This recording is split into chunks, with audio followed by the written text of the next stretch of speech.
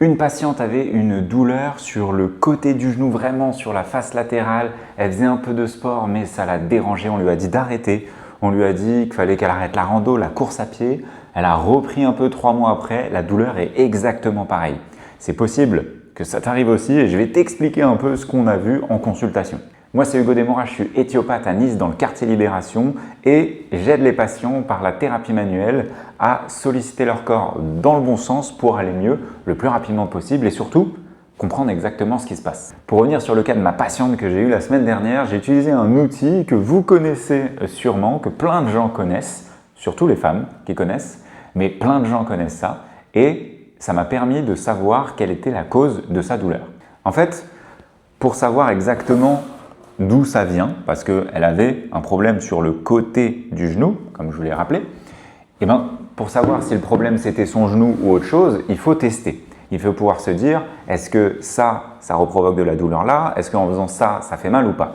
Donc bien sûr, il y a des questions qui nous amènent à réfléchir à certaines choses, à se dire est-ce que c'est nerveux, vasculaire, articulaire, tendineux? On teste un petit peu tout ça.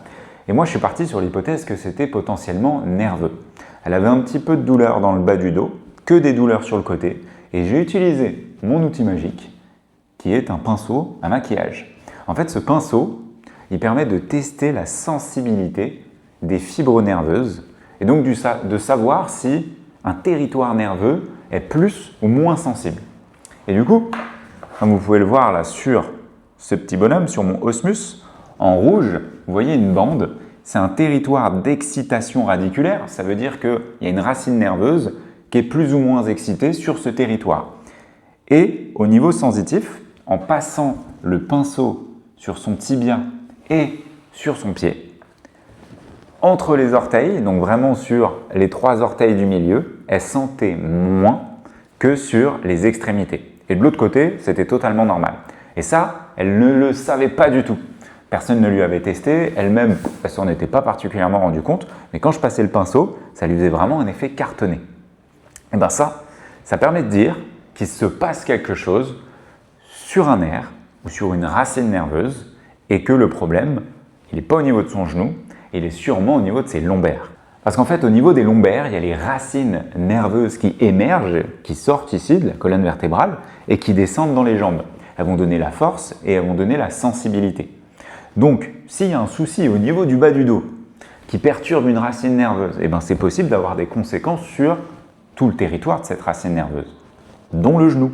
Sa face latérale du genou qui était douloureuse, c'est le nerf, cette racine nerveuse qui était un peu irritée et du coup qui reprovoquait sa douleur.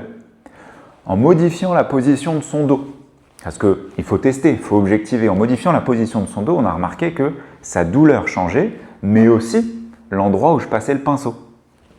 C'est tout bon, on a gagné, on a notre cause mécanique, on n'a pas tout le temps quelque chose d'aussi précis que ça. Mais là, on a vraiment quelque chose qui nous permet de dire, là, on sait sur quoi on va travailler. Donc par la thérapie manuelle, ensuite, on a travaillé sur sa zone lombaire, on a vu comment la mobiliser, comment lui faire gagner un peu d'amplitude, comment elle pouvait se sentir mieux avec des gestes mécaniques. Et ensuite, je lui ai montré ce qu'elle allait pouvoir refaire pendant les 15 prochains jours pour travailler sa zone lombaire. Parce qu'elle, elle était mieux quand elle était bien cambrée, le dos en arrière. Et la plupart du temps, elle est un peu voûtée en avant. Donc, elle entretient un petit peu cette pression sur sa racine lombaire. Donc, en venant travailler des mouvements d'ouverture du dos, on va voir dans 15 jours, normalement, ça va améliorer. Ça ne sera peut-être pas du on-off comme ça, nickel, c'est bon, tout va bien parfaitement. Ça arrive, mais on va avoir une direction et la direction, c'est le plus important. On parlera d'un prochain cas la semaine prochaine. Si jamais vous avez des questions, vous pouvez me les laisser sous cette vidéo, des cas que vous avez peut-être et on va essayer de les examiner ensemble.